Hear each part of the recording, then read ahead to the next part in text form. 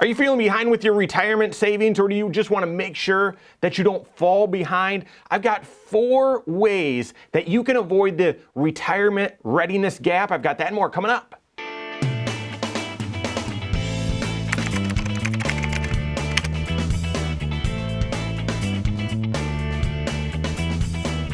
My name's Mike Bernard. I'm the host of the Wise Money Show. I'm also one of the certified financial planners right here at Korhorn Financial Group. Make sure you hit that subscribe button, turn on notifications, and smash that thumbs up button. I was watching reading a Wall Street Journal article just recently that talked about how there's a large segment of Americans who haven't been fazed by the stock market decline at all this year. And I sort of got the, clicked the clickbait and everything. And sure enough, I think it was over 40% of Americans, they don't have any money invested in the stock market.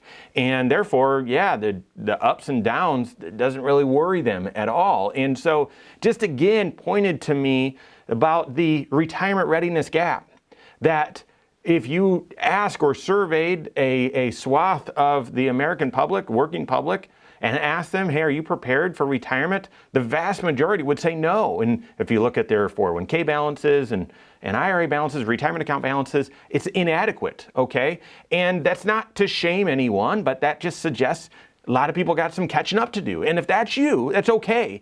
Let's get to work. Let's get to work. You can do it. And I would argue it may not be, and done lots of videos on this, it may not be that all of your effort should go into, increasing your savings. Work with your certified financial planner. Look at those 5 factors of your retirement and determine what the right mix is. Therefore, need to save this much, but need to make these adjustments to spending and pay off debt and do these other things and work and do this, optimize this strategy with Social Security, blah, blah, blah, right? And that's applicable to all of us. But if you're feeling behind with saving up for retirement, or you're getting an early start and you want to make sure you don't fall behind, what are some ways that you can catch up and make sure that you avoid getting stuck in that retirement readiness gap? Well, I've got some suggestions, okay, and some ways that you can, some savings goals or objectives. Now, they're not easy. It's not for everyone.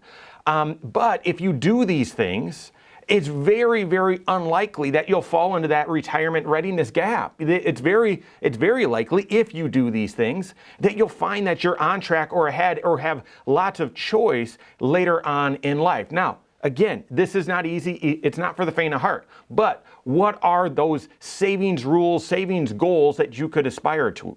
The first, and we recommend this from your very first paycheck, start saving 15% towards retirement from your very first paycheck, okay? Start saving 15% towards retirement from your very first paycheck. And now, why do we say this? Lots of financial professionals have said 10% or 10%, including a match, something like that.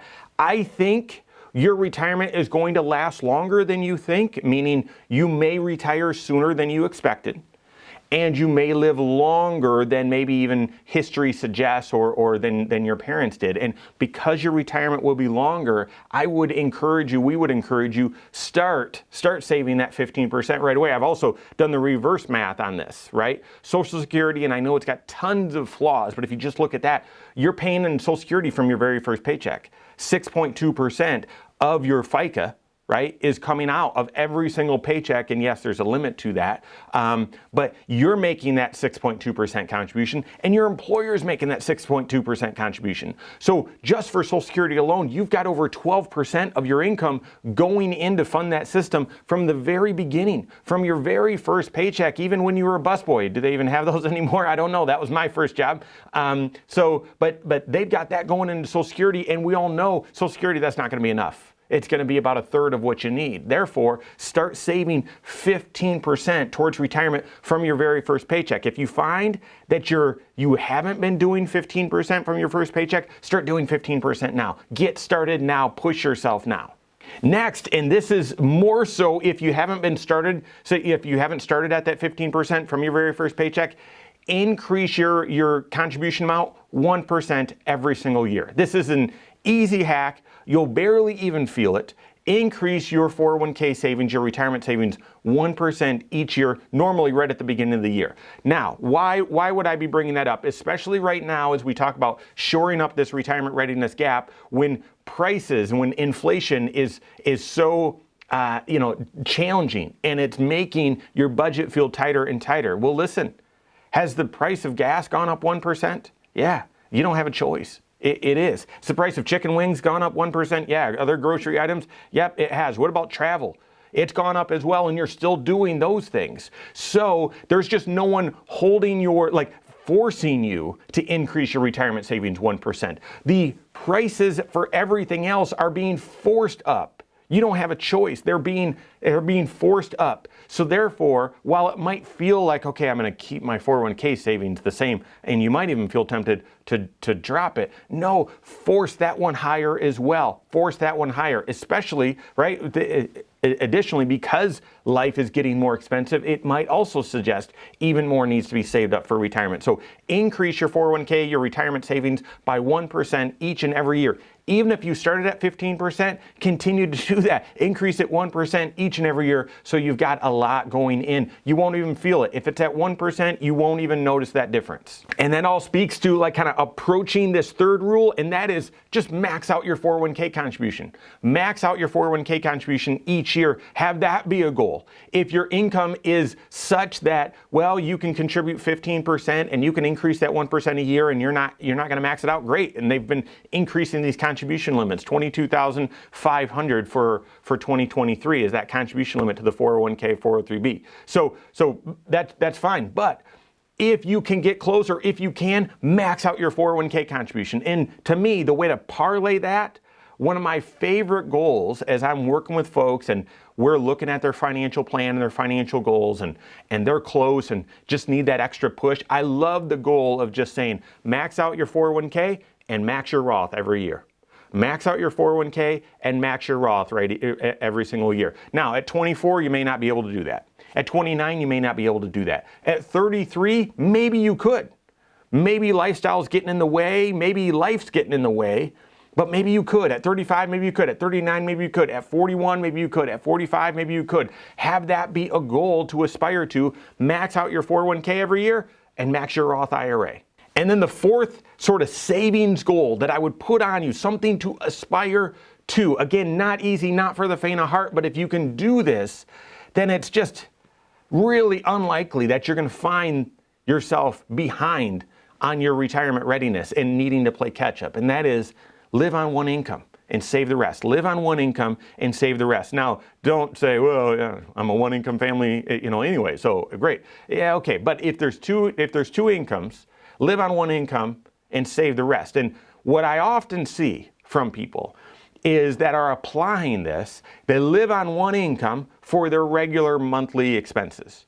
And then the other income they save for future expenses. Now we call that delayed spending. You should have a 3 bank account system where the first bank account is you've got automatic money, direct deposit coming in, and you've got all your normal monthly expenses coming out, all your grocery, your mortgage, your car insurance, all that stuff that you pay monthly.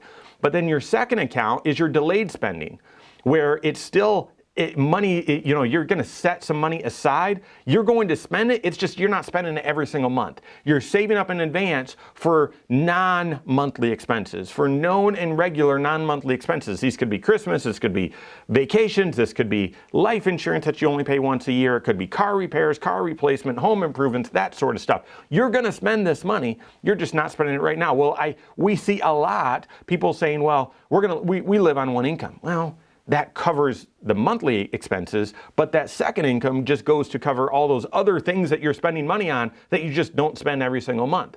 That can work as long as still within that, you're contributing that 15% towards retirement and so on. I would argue an ideal, something to shoot for or strive towards, live on one income, and that funds both bank account number 1 and bank account number 2. And save fully for retirement, for your financial future, that second income. Again, not for everyone, but a savings goal that you could aspire to help you kind of make sure that you avoid that retirement readiness gap. Those are 4 ideas, 4 goals that you can take. Which one fits for your financial situation? I don't know, but any one of those rules or aspirations is no substitute for a financial plan. First and foremost, you've got to know what's the right amount for you to be contributing for retirement. If you've got other financial priorities, well, I got to pay off some debt, I've got to build up an emergency fund, we want to help the kids with college, the house is too small, the house needs some repairs, the vehicle needs replaced, we want to enjoy the kids while they're young and do vacations, those sorts of things. You've got to juggle all of that. And so often, some of those other more tangible, maybe near-term goals crowd out retirement, and that's why we find ourselves in this retirement readiness gap, okay? But right now, you've got an opportunity to shore that up. And I know it's hard. It might even feel harder right now than it was even couple of years ago because of inflation. But work with your certified financial planner. Find out how much you need to be saving for retirement, and then figure out which one or more of these rules or goals you can aspire to or put in place. Work with your CFP on that. If you don't have a CFP on your team, you can contact one on my team. Find us online, Korhorn.com. That's Korhorn with K, wisemoneyshow.com. You can find us there as well, or give us a call, 574-247-5898. All right, there you have it. Go out and take your next wise step in your financial life.